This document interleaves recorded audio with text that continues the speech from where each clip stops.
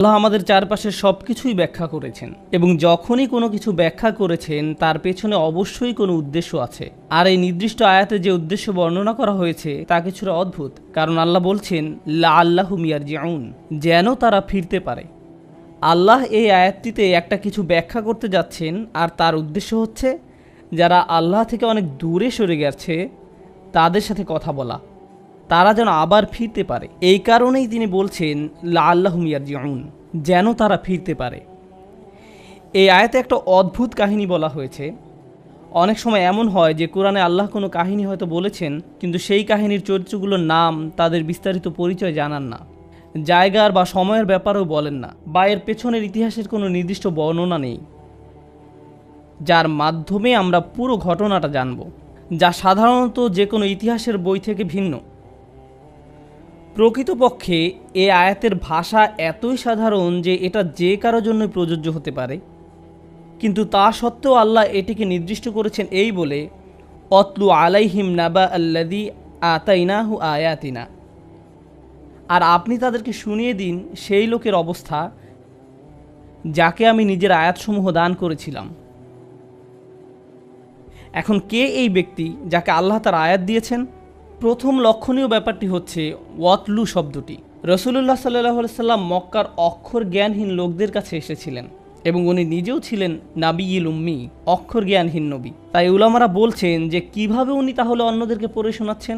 এই কাহিনী হোক বা অন্য যে কোনো কাহিনী হোক, যখন আল্লাহ ওয়াতলু শব্দটি বলছেন, উনি আসলে মক্কাবাসী এবং সাথে সাথে আমাদেরকেও বলতে চাচ্ছেন যে উনি আমাদেরকে এমন কিছুর জ্ঞান দিবেন যা আমরা পূর্বে জানতাম না, এবং এমন কিছু যেটা বারবার বলা হবে, কারণ এর প্রাসঙ্গিকতা কখনোই শেষ হবে না।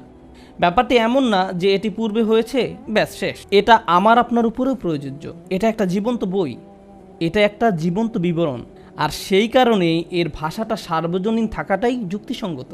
আমি আগেও বলেছি যে এই ক্ষেত্রে আল্লাহ কোনো বিশেষ লোক বা ব্যক্তির নাম উল্লেখ করেননি। কেন? কারণ এটি একটি আর্কিটাইপ, যে কেউ হতে পারে, আমি, আপনি বা যে কেউ। এটা আমাদের যে কারো কাহিনী হতে পারে। তাই মনোযোগ দিয়ে শুনুন আর ভাবুন যে এটা আপনার জন্য প্রযোজ্য কিনা। আল্লাহ বলেন আল্লাযী আতাইনাহু আয়াতিনা, যাকে আমি আমার আয়াত দিয়েছি। অন্য কথায় এই সেই ব্যক্তি যাকে আল্লাহ তাআলা তাঁর পথ দেখিয়েছেন, যাকে আল্লাহ তাআলা তাঁর পথ দেখিয়েছেন। কোনো স্কলার যে কিনা কুরআন, হাদিস, শরিয়া আইন, ফিকহ নিয়ে 50 বছর ধরে পড়াশোনা করেছেন, 50 বছর ধরে পড়াশোনা করেছেন, তাকে আল্লাহ তার আয়াত দিয়েছেন। আবার এমন কেউ যে কিনা কোনো পাবলিক লাইব্রেরিতে বসে হয়তো কোরআনের একটি অনুবাদ করা কপি পড়ে মুসলিম হয়েছে, তাকেও আল্লাহ তার আয়াত দিয়েছেন। তাই আল্লাহ এই আয়াতের বক্তব্য বিশাল পাণ্ডিত্যের অধিকারী কারোর জন্য সীমাবদ্ধ করেননি, বা বিপরীতে শুধু অল্প জানা কারোর জন্যও নয়। এখানে আমাদের সবার সম্পর্কে বলেছেন, কারণ আল্লাহ সবাইকে কিছু না কিছু জ্ঞান দিয়েছেন। প্রকৃতপক্ষে এখানে বসে যারা জুমার খুতবা শুনছেন, আমি সহ আমাদের সবাই আল্লাহর আয়াত প্রাপ্ত, হয়তো কম বা বেশি, কিন্তু আমাদের সবাই এর অন্তর্ভুক্ত। এমনকি আপনি যদি সামান্য একটু কোরআনও জানেন, সামান্য একটু আল্লাহর হেদায়েতের স্পর্শেও আসেন, এমনকি আপনি যদি শুধু ফাতিহার প্রথম শব্দটা জানেন, অথবা আপনি শুধু জানেন বিসমিল্লাহির রহমানির রহিম, এটাও আয়াতের কিছুটা যা আল্লাহ আপনাকে দিয়েছেন। তাই এই আয়াতে আল্লাহর অনুগ্রহটা হচ্ছে তাদের উপর যারা এখন শুনছেন। এমন কারো কথা বলছে না যা আমার বা আপনার থেকে উঁচু স্তরে রয়েছেন। আতাইনাহু আয়াতিনা, এর পরে আল্লাহ সমস্যার বর্ণনা করছেন, এই ধরনের লোকের খবর জানাচ্ছেন। আপনাদেরকে এই লোকের পরিচয় বলি। এই লোককে আমরা আমাদের পথ নির্দেশনা দিয়েছি, আমাদের আয়াত দিয়েছি, এই বিশ্বাস সম্পর্কে তাকে কিছুটা শিখিয়েছি। আল্লাহ নিজেই বলছেন তিনি নিজেই সেই শিক্ষার পথ তৈরি করে দিয়েছেন। ফানসালাখা মিনহা, আরবিতে ইনসিলাখ শব্দটি যখন কোনো প্রাণী তার খোলস ফেলে দেয় সেটা বোঝাতে ব্যবহৃত হয়। সবচেয়ে সহজ উদাহরণ হবে সাপের। আমরা জানি যে সাপ একটা সময়ে তার খোলস ফেলে দেয়, তাতে সে তার বাইরের চামড়াটা ফেলে দেয়, বিশেষত বড় সাপের ক্ষেত্রে এটা তারা প্রায় করে, এবং আপনি শুধু দেখবেন যে বাইরের চামড়াটি পড়ে রয়েছে। যদিও এই শব্দ থেকে সাপের প্রতিচ্ছবি পাওয়া যায়, কিন্তু আল্লাহ তো সাপ নিয়ে কথা বলছেন না। আল্লাহ বলছেন মানুষ নিয়ে, যাদেরকে আল্লাহ তার দ্বীনের জ্ঞান দিয়েছেন, তাদেরকে ওনার আয়াত দিয়েছেন। এর সাথে খোলস পরিবর্তনকারী সাপের সম্পর্ক কি? আসলে আল্লাহ তাআলা এমন একজন ব্যক্তির ছবি দেখিয়েছেন যে ধর্মটাকে বাহ্যিকভাবে ধরে রেখেছে হয়তো, কিন্তু ভিতরে আসলে সে এটা থেকে অনেক দূরে সরে গিয়েছে।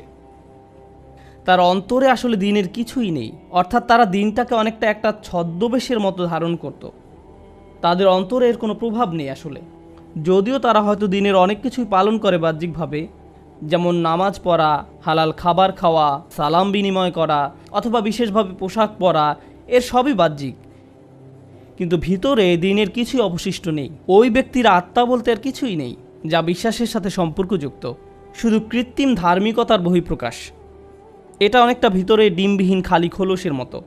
তাই আল্লাহ বলছেন, আমি তোমাদেরকে সেই লোকের কাহিনী বলতে চাই যাকে আমি দিনের কিছুটা হলেও জ্ঞান দিয়েছিলাম। তারা ধর্ম সম্পর্কে জ্ঞান অর্জন করেছিল, কিন্তু তারা শুধু সেটাকে বাইরেই ধারণ করেছিল, আর তাদের ভিতরে সেটা থেকে তারা যোজন যোজন দূরে ছিল। তাই তাদেরকে দেখে হয়তো মনে হয় তারা অনেক বড় মুসলিম, তারা দিনের ব্যাপারে সচেতন, নিয়মিত দিন পালন করে ইত্যাদি, কিন্তু তাদের ভিতরে আসলে কিছুই নেই। কি ভীতিকর একটা ব্যাপার। ফানসালাখা মিনহা। এখন চলুন এটার বিভিন্ন পর্যায় নিয়ে আলোচনা করি।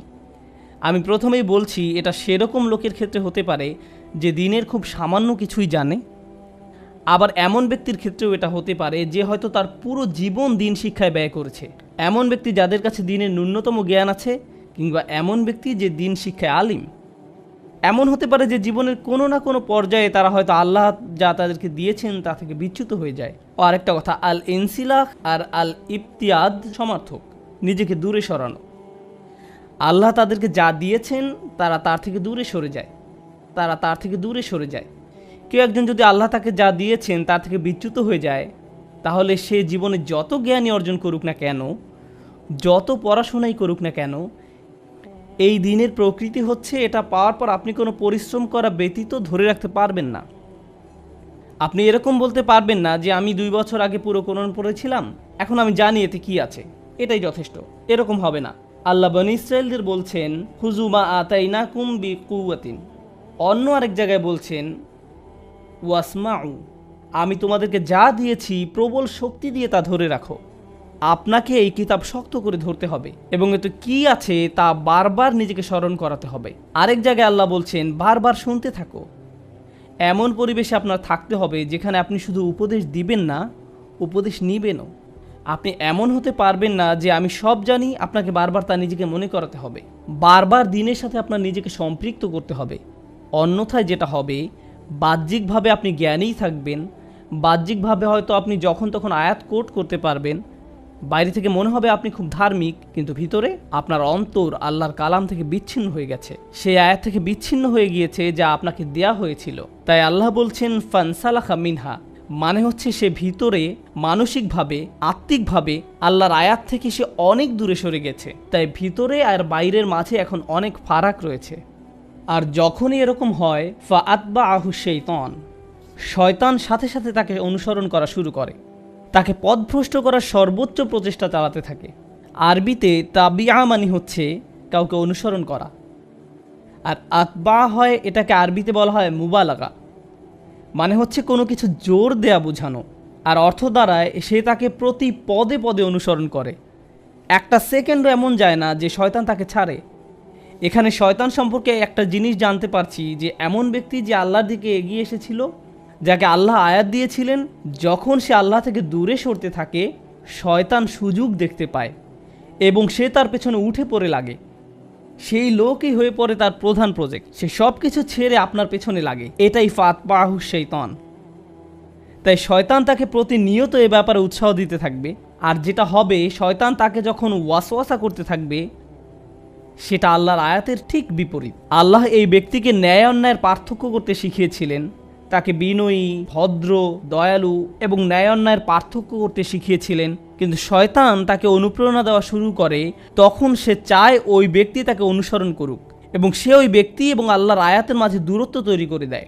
আল্লাহর অবাধ্যতা করাকে তার কাছে সৌন্দর্যমণ্ডিত করে তুলবে। শয়তান তাদের কাজ তাদের নিকট সুন্দর করে তুলবে। আর যখনই সে এটা শুরু করে, তখন কি হয়? আল্লাহ বলছেন, ফাকানা মিনাল গাওয়িন, ফাকানা মিনাল গাওয়িন, ফলে সে পথভ্রষ্টদের অন্তর্ভুক্ত হয়ে পড়েছে। আরবিতে গাওয়া দিয়ে বোঝায় যখন কেউ সোজা পথে চলছিল, কিন্তু এক সময় সে হয়তো এমন একটা মোড় নিল যাতে সে একদমই পথ ভুলে চলে গেল। ব্যাপারটা অনেকটা হাইওয়েতে ভুল এক্সিট নেবার মতো। যাতে করে আপনি আর হাইওয়েতে ফিরতে পারবেন না। এটাই গয়েন। আল্লাহ এখানে খুবই ভীতিকর একটা পরিস্থিতির বর্ণনা দিয়েছেন। এই আলোচনায় শয়তানের টার্গেট এ ধরনের লোক নয় যারা আল্লাহকে ভুলে গেছে বা অবিশ্বাস করে। এখানে তাদের সম্পর্কে বলা হচ্ছে না, এখানে ভালো লোকদের সম্পর্কে বলা হচ্ছে, যাদেরকে আল্লাহর আয়াত দেওয়া হয়েছিল। কোনো কারণে তারা ভুল পথে চলা শুরু করেছে, ইসলাম থেকে নিজেদের দূরে সরিয়ে রাখছে, আর এই সুযোগে শয়তান তাদের চেপে ধরে। আর একবার যখন শয়তান এমন লোকদের পিছনে লাগে, সে তাকে দিয়ে এমন কাজ করাবে যা অধার্মিক লোকরা পর্যন্ত করার সাহস পায় না। এই ব্যক্তি যে কিনা বিশ্বাসীদের অন্তর্ভুক্ত ছিল, তার এমন অধপতন তার হতে পারে, সে এমন কাজ করতে পারে যা অমুসলিমরা পর্যন্ত করে না। সে এমন নিচে নামতে পারে, মানে হচ্ছে আসফালা সাফিলিন, নিচু থেকেও নিচু। আর এই আয়াত যতই অগ্রসর হচ্ছে এই ধরনের লোকদের কাহিনী নিয়ে, যারা কিনা আল্লাহর পথ থেকে দূরে সরে গিয়েছে। তখনই আল্লাহ এর করুণ পরিণতিটা বলছেন, ওয়ালাউ শি'না লা রাফা'নাহু বিহা, যদি আমরা চাইতাম আমরা তাকে অনেক উঁচু আসনে আসীন করতে পারতাম তার জ্ঞানের কারণে। অর্থাৎ যে আয়াত আল্লাহ আপনাকে দিয়েছেন, বিহা শব্দ দিয়ে আয়াত উদ্দেশ্য করা হয়েছে। সুতরাং আল্লাহ আপনাকে যে আয়াত দিয়েছেন তার উদ্দেশ্য ছিল আপনাকে সম্মানের আসনে আসীন করা। উঁচুতে ওঠানোর ধারণাটি কোরআনে চিত্রকল্প রূপে ব্যবহার করা হয়েছে। কোরআনের আরেক জায়গায় সূরা নূরে আল্লাহ দুনিয়ায় 3 ধরনের সৃষ্টির কথা বলেছেন। তাদের মাঝে একটা হচ্ছে মানুষ, যারা সোজা হয়ে দাঁড়াতে পারে। এরপর আসছে ইয়ামশি আলা আরবা, যারা 4 পায়ে চলা প্রাণীরা। ইয়ামশি আলা বাতনিহি, যারা পেটের উপর ভর দিয়ে চলে, যেমন সাপ। এখানে ইতিমধ্যে আপনারা দেখেছেন সাপের একটা চিত্রকল্প উল্লেখ করা হয়েছে। সাপ হচ্ছে সেই প্রাণী যা মাটির সবচেয়ে কাছে থাকে, আর মানুষের ক্ষেত্রে তার মুখ, চোখ, শরীর মাটি থেকে সবচেয়ে দূরে থাকে। আমাদের ক্ষেত্রে একমাত্র পা মাটি স্পর্শ করে। লক্ষ্য করলে দেখবেন যারা 4 পেয়ে প্রাণী তারা কিন্তু সবসময় মাটির দিকে তাকিয়ে হাঁটে। তাদের শরীর এমনভাবে তৈরি যে তারা সবসময় মাটির দিকে চেয়েই হাঁটে। তাই প্রাণীকুলের মাঝে নিচু প্রাণী হচ্ছে সাপ। আর আল্লাহ বলছেন, যদি উনি চাইতেন সে লোককে মানুষের মতো মানুষ বানাতে পারতেন যে সোজা হয়ে চলে। লা রাফা'নাহু বিহা, এর দ্বারা তাকে উঁচু করতে পারতেন, যেভাবে মানুষকে সৃষ্টি করা হয়েছে। মানুষ যখন উপরে তাকায়, তারা তাকায় আকাশের দিকে, তাদের লক্ষ্য অনেক উঁচুতে। আমরা এমন জিনিসের আশা করি যা আকাশ থেকে আসে, যা অন্য প্রাণীদের মতো নয়, যাদের একমাত্র লক্ষ্য শুধু মাটির দিকে। তারা শুধু সেদিকেই তাকিয়ে চলে, তারা উপরে তাকায় না, সম্মুখেও তাকায় না। আফামাই ইয়ামশি মুকিব্বান আলা ওয়াজহিহি আহদা ওমাই ইয়ামশি সাওয়িয়ান আলা সিরাতিল মুস্তাকিম, যার মুখ মাটিতে আটকে আছে সেই কি সৎপথে চলে, না সেই ব্যক্তি যে সোজা হয়ে চলে। এই আয়াতে এটাই কোরআনের অঙ্কিত ছবি। আল্লাহ বলছেন, যদি আমরা চাইতাম আমরা তাকে উঁচুতে উঠাতে পারতাম। অন্য কথায় আমরা তাকে ভালো থেকে উত্তম আরও উৎকৃষ্টে পরিণত করতে পারতাম। আপনি দিন সম্পর্কে খুব অল্প জানেন, কিন্তু ওই সামান্যটুকুর কারণেই আল্লাহ আপনাকে পরের স্তরে উন্নীত করতে পারতেন, সেখান থেকে আরও উপরের স্তরে, সেখান থেকে আরও উপরে। এখানে আপনাকে হয়তো কোনো ইমামের সাথে, আলিমের সাথে বা সেরা কোনো আবিদের সাথে তুলনা করা হয়নি। আপনি নিজেই ক্রমান্বয়ে উন্নতির দিকে এগিয়ে চলতে পারতেন, শুধুমাত্র এই কারণে যে আল্লাহ আপনাকে শুরু করার জন্য অতি সামান্য কিছু হলেও জ্ঞান দিয়েছিলেন।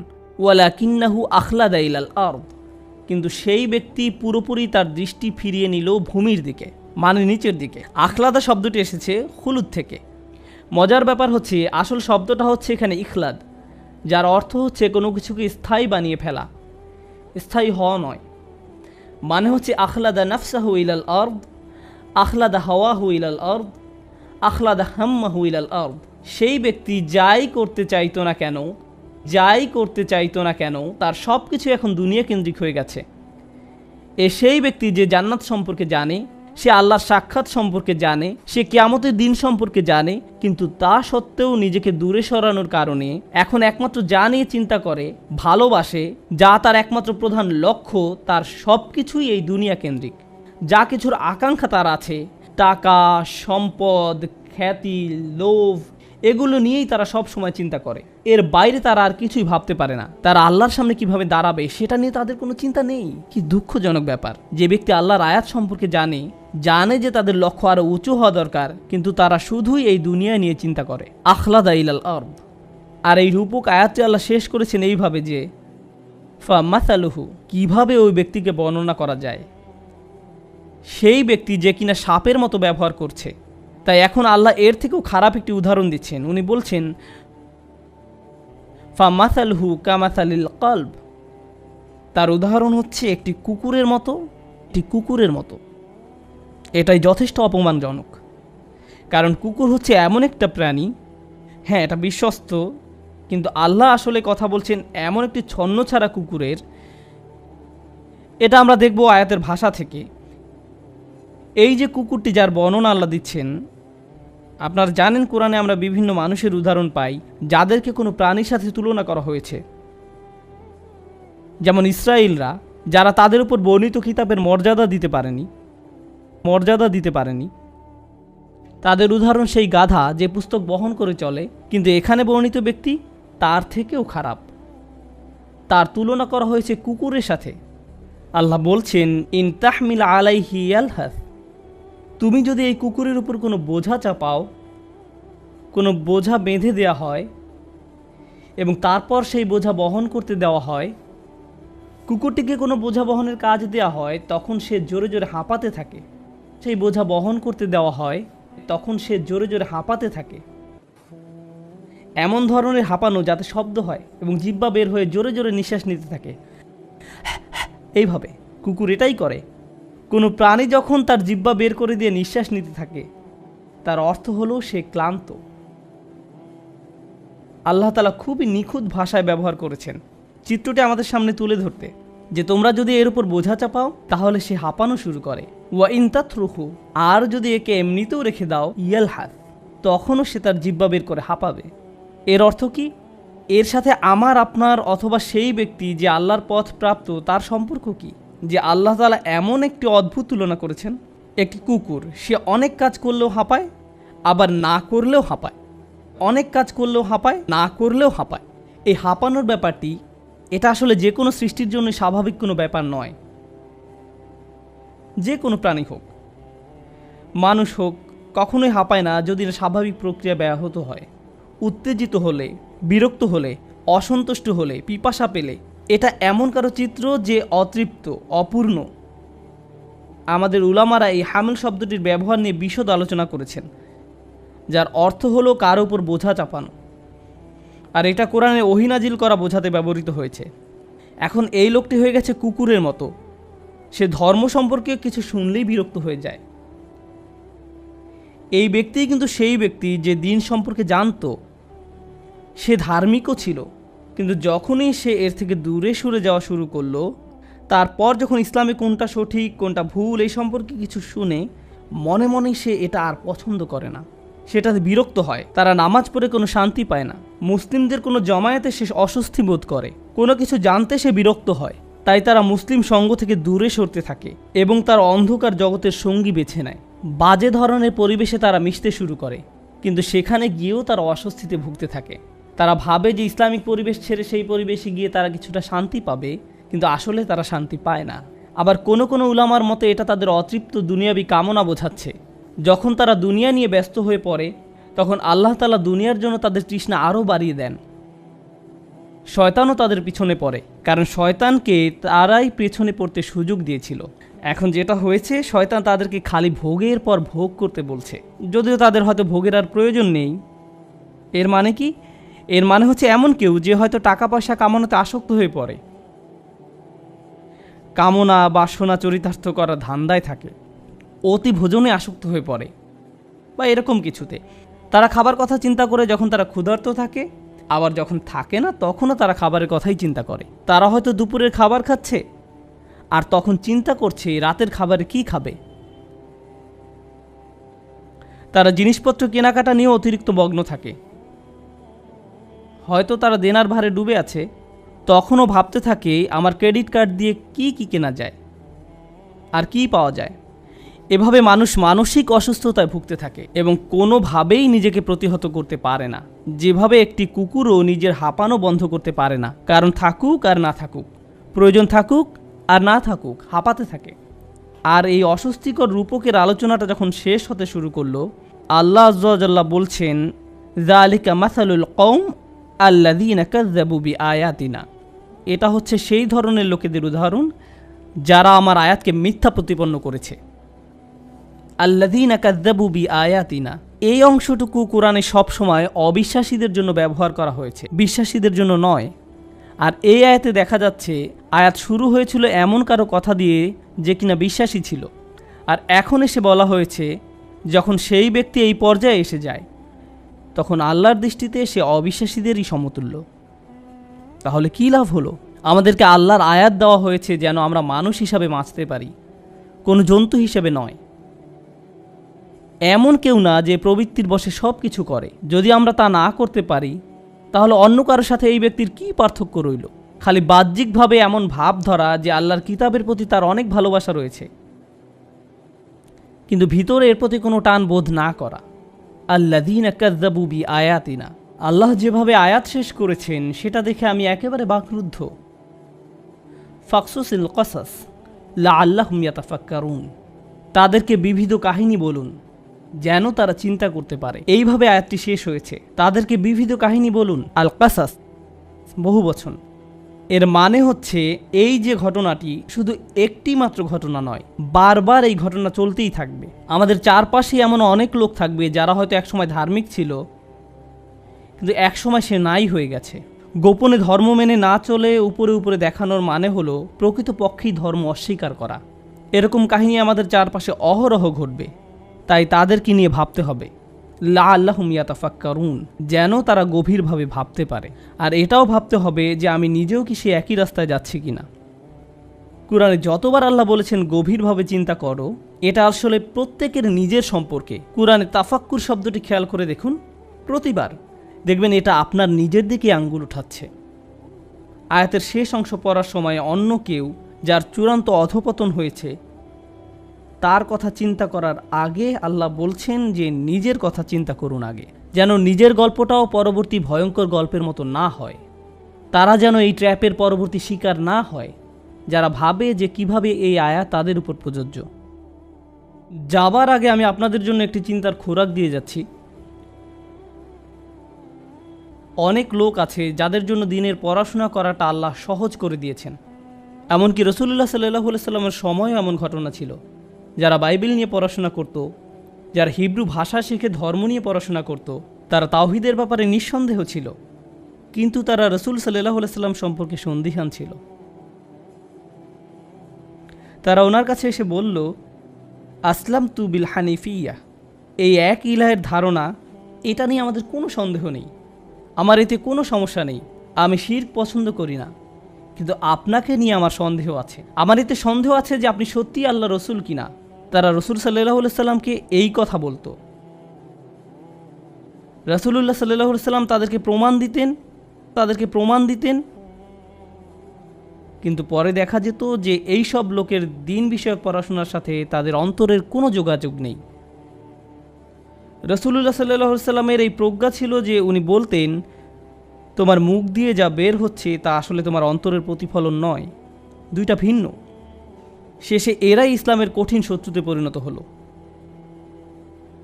আজকের দিনেও এমন লোক আছে যারা দিনের শিক্ষাকে পাশ কাটিয়ে চলে। যেমন আমি নিজে যখন ইউনিভার্সিটিতে ইসলামিক স্টাডিজ করতাম, সেখানে অনেক নন মুসলিম প্রফেসর ছিল। তারা হয়তো এক যুগেরও বেশি সময় ধরে কোরআন নিয়ে পড়াশোনা করছে।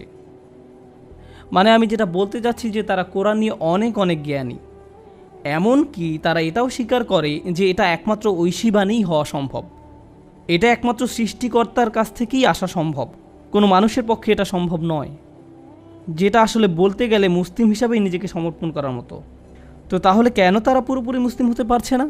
তখন তারা বলবে যে নিঃসন্দেহে এটা অসাধারণ, কিন্তু আমাকে আরও ভাবতে হবে। পরবর্তী পদক্ষেপটা তারা আর নিতে পারে না, কারণ হ্যাঁ, তাকে অনেক আয়াত দেয়া হয়েছে, কিন্তু সে ওই কমিটমেন্টটা করতে প্রস্তুত নয়। কারণ তা করলে তার নিজেকে পরিবর্তন করতে হবে, কারণ এটা স্বীকার করলেই আপনার নিজেকে পরিবর্তন করতে হবে। আল্লাহ বলছেন, বাল ইউরিদুল ইনসানু লিয়াফজুরা আমামাহ, আসল ঘটনা সেটাই, মানুষ আসলে নিজের প্রবৃত্তির অনুসরণই করতে চায়। এটাই আসল ঘটনা। তাদের সামনে কোনো কিছু আসলো, তাদের মন চাইলো, তারা সেটা করলো। আর পরিণতি নিয়ে কোনো চিন্তাই করলো না। যখন আপনি দিনকে পুরোপুরি গ্রহণ করেন, তারপর যখনই আপনি কোনো কিছু বলতে যান বা করতে যান, কোনো লেনদেন করতে যান, আপনি এর ফল চিন্তা করেন, আর তখন আপনি নিজেকে প্রতিহত করেন। ওয়ানাহান নাফসা আনিল হাওয়া, সে নিজেকে নিজের প্রবৃত্তির অনুসরণ করা থেকে বিরত রাখলো। এই ধর্মে আসলে আপনাকে এটা মানতে হবে, কিন্তু যারা মানে না, তারা সেটা করতে চায় না। তাদের কাছে ধর্মটা ইন্টারেস্টিং মনে হয়, তারা সেটা নিয়ে পড়াশোনাও করতে পারে, সেখান থেকে অনেক কিছু কোট করতে হয়তো পারে, কিন্তু এখানেই শেষ। আর দুঃখজনকভাবে অনেক রেগুলার মুসলিমদের অবস্থাও এমন হয়। তারা কোরআনের তেলাওয়াত শুনতে পছন্দ করে, তারা হয়তো বিভিন্ন ইসলামিক লেকচার শুনতে পছন্দ করে, বলবে হয়তো অন্যকে এটা শুনেছো, ওইটা শুনেছো, আরে আমি তো সব ডাউনলোড করে ফেলেছি। সেই জিনিসগুলো শুনতে পছন্দ করেন, কোট করতে পছন্দ করেন, বইপত্র সংগ্রহও আছে অনেক, কিন্তু সেগুলো অনুযায়ী চলা সেই ক্ষেত্রে ইনসিলাহ করবে, তা পাশ কাটিয়ে যাবে। জীবনের যে বিষয়গুলোতে অবিশ্বাসীরা অগ্রাধিকার দেয়, তারাও সেই বিষয়গুলোতে অগ্রাধিকার দিবে। আল্লাহ আমাদেরকে তাদের অন্তর্ভুক্ত না করুন যারা শুধু কৃত্রিমভাবে দিনের প্রতি অনুরক্ত। আমরা যেন ভিতরে এবং বাইরের সব দিক থেকে আল্লাহর কাছে সমর্পণ করার মানসিকতা ধারণ করতে পারি। আল্লাহ আমাদের কমতিগুলো মাফ করুন এবং তাদের অন্তর্ভুক্ত না করুন যাদের পেছনে শয়তান আদা জল খেয়ে লেগে পড়ে, আর তা থেকে আমরা নিজেকে আর বাঁচাতে পারি না। আমি আল্লাহ তাআলার কাছে চাই যেন আল্লাহ আমাদের তরুণ, বৃদ্ধ, পুরুষ, নারী, শিশু সবার মাঝে আল্লাহর দ্বীনের প্রতি, আল্লাহর কিতাবের প্রতি একটি প্রকৃত ভালোবাসা দেন। আমাদের প্রত্যেককে আল্লাহ যে নিয়ামত দিয়েছেন আমরা যেন সেটা অনুধাবন করতে পারি, আর আমাদের জীবনে যেন তা ধরে রাখতে পারি। বারাকাল্লাহু লি ওয়া লাকুম। আসসালামু আলাইকুম ওয়া রাহমাতুল্লাহি ওয়া বারাকাতুহু।